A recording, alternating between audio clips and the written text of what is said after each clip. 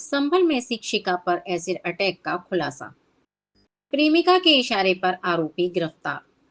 संभल जनपद संभल में शिक्षिका पर हुए एसिड अटैक मामले में पुलिस ने बड़ा खुलासा किया है। पुलिस ने आरोपी नीरज उर्फ नीशू को मुठभेड़ के दौरान दोनों पैरों में गोली लगने के बाद गिरफ्तार कर लिया।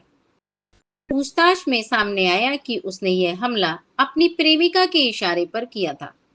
पुलिस ने आरोपी महिला को भी हिरासत में लेकर पूछताछ शुरू कर दी है। यह घटना 23 सितंबर की है, जब शिक्षिका स्कूल से घर लौट रही थी। तभी आरोपी नीशू ने उन पर एसिड फेंक दिया, जिससे वह गंभीर रूप से झुलस गई। पीड़िता को प्राथमिक उपचार के बाद हायर सेंटर रेफर कर दिया गया। घटना के बाद पुलिस ने जांच शुरू की और आरोपी की तलाश में जुट गई। जांच में सामने आया कि आरोपी महिला पहले पीड़िता के होने वाले पति की पत्नी रह चुकी थी। घरेलू विवाद के चलते रिश्ता टूट गया था। जब उसका पूर्व पति शिक्षिका से विवाह करने वाला था, तो महिला ने बदला लेने की नीयत से साजिश रची और नीशू से हमला करवा दिया। नीशू और महिला की मुलाकात इंस्टाग्राम पर करीब 1 साल पहले हुई थी। आरोप है कि महिला ने शादी का झांसा देकर युवक को हमला करने के लिए उकसाया। फिलहाल दोनों पुलिस की हिरासत में हैं और उनके खिलाफ कानूनी कार्रवाई की जा रही है। कल देर रात्रि एक स्कूटी सवार द्वारा पुलिस कर्मियों को उनकी तरफ आता देख उनको जब ललकारा तो उसने पुलिस को फायर किया। उसके जवाबी कार्रवाई में उसके दोनों पांव में गोली लगी और उसको तुरंत अस्पताल ले जाया गया। रात्रि में मेरे द्वारा उसके भ्रमण करके उसको हालचाल भी पूछा, पूछताछ भी की। डिटेल पूछताछ में ये प्रकाश में आया कि उसने 23 तारीख को यहाँ पे थाना नखासा क्षेत्र में एक अध्यापिका है, वो स्कूल से पढ़ा के वापस जा रही थी। उसके ऊपर उसने ज्वलनशील पदार्थ फेंका और उसके बाद में वह यहाँ जनपद से बाहर फरार हो गया।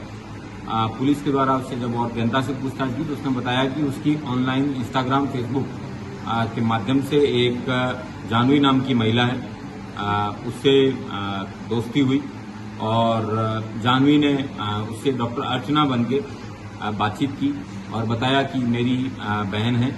उसके साथ में एक उपेंद्र नाम का व्यक्ति है, उसकी शादी होने वाली थी लेकिन उसकी शादी नहीं हो पाई और उसके साथ काफ़ी कुछ गलत हुआ है। नीशू से ये जो जानवी है ये डॉक्टर अर्चना बन के बात करती थी। डॉक्टर अर्चना नाम की ऐसी कोई महिला नहीं है, ये जानवी ही उस व्यक्ति को पागल बना दी थी। फिर इसने अपने प्रेम जाल में, माया जाल में उसको फंसाया और उससे उस उपेंद्र से बदला लेने के लिए कि जिस उपेंद्र के साथ में जानवी की शादी होने वाली थी वो शादी नहीं हो पाई, इसी बात का बदला लेने के लिए इसने इस नीशू को उकसाया। नीशू पूर्व में एक केमिस्ट के रूप में मदर डेयरी में काम करता था। वहां से इसने H2SO4 सल्फ्यूरिक एसिड है वो प्रोक्योर किया था और उस प्रोक्योरमेंट के बाद में इसने मौका पाके इस महिला के ऊपर तेजाब फेंका, जो कि उसकी वजह से उसको काफ़ी 25 से 30% उसके शरीर पे बर्न की इंजरी आई है। वो अभी स्वस्थ है, उसका ट्रीटमेंट करवाया जा रहा है, अच्छे से अच्छा उसको इलाज और जो भी सरकारी सहायता है वो मुहैया कराई जा रही है।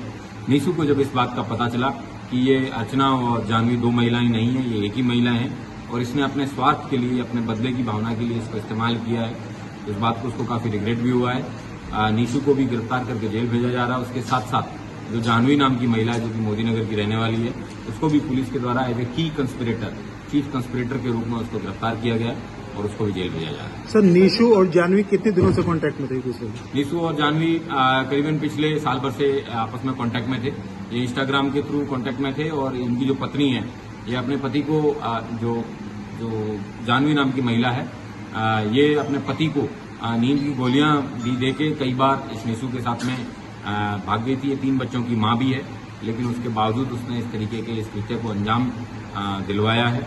उसके लिए इसको कड़ी से कड़ी सजा है वो दिलवाई जाए। जिस पर एसिड अटैक किया गया है उसका नीशू से क्या संबंध है? किसी प्रकार का कोई संबंध उसका नीशू से नहीं है। यह सिर्फ और सिर्फ नीशू की शादी उपेंद्र से ना हो उसको रोकने के लिए ही ये कृत्य है। ये जिसके द्वारा जो महिला जानवी है उसके द्वारा अपने बॉयफ्रेंड के माध्यम से ये घटना करवाई है। जानवी का भी और इसका जो लड़की इस पर एक्सीडेंट से हमला हुआ है तो इनका भी कुछ कनेक्शन है? नहीं, इनका किसी प्रकार का कोई कनेक्शन नहीं है। ये बदला सिर्फ और सिर्फ उपेंद्र से शादी करने की वजह से ही लिए जाने का बात प्रकाश में है। Thank you.